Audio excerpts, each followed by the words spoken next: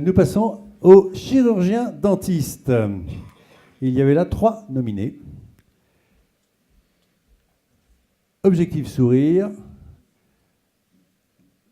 la prothèse amovible et les lésions carieuses profondes. Et le vainqueur est le sourire, orthodontie française. Alors, logiquement, j'appelle Christine Muller et Yves Soyer. Voilà, venez.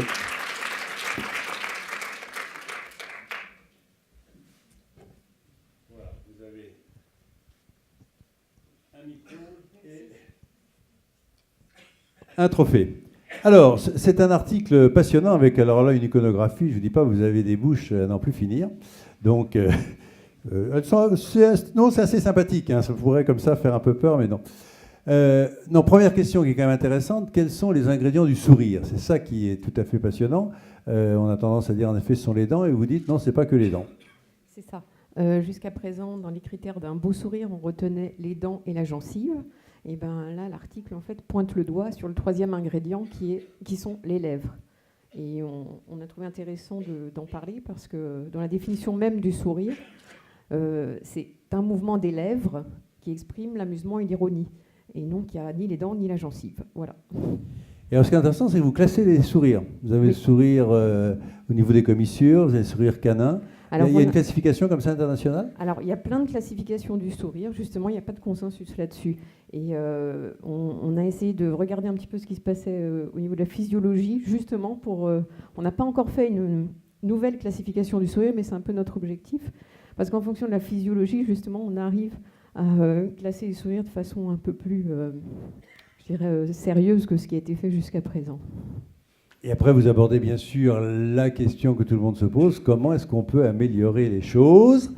Alors, vous envisagez absolument tout, vous allez du maquillage jusque... alors, je ne vais pas faire de là, mais ces lèvres qui sont un tout petit peu, parfois un peu gonflées, on va dire. C'est ça. Alors, racontez-nous un petit peu, qu'est-ce qu'on peut proposer en fin de compte? Et comment est-ce qu'on vous interpelle en disant j'ai pas un beau sourire?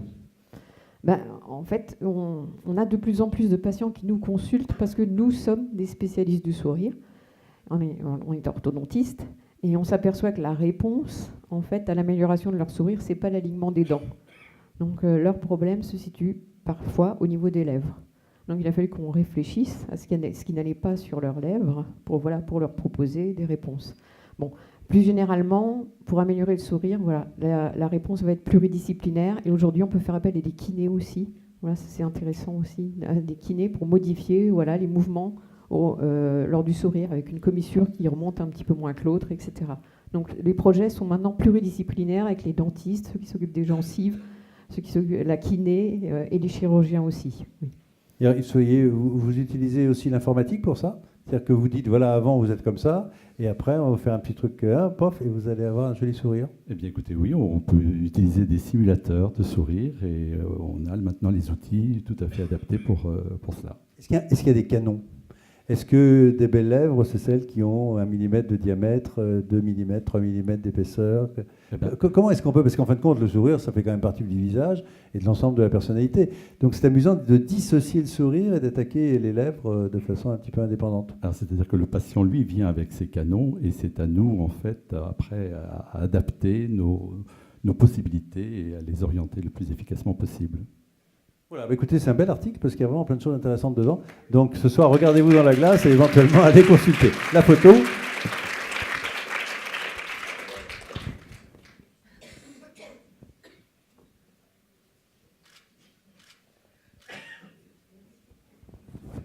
Merci à vous.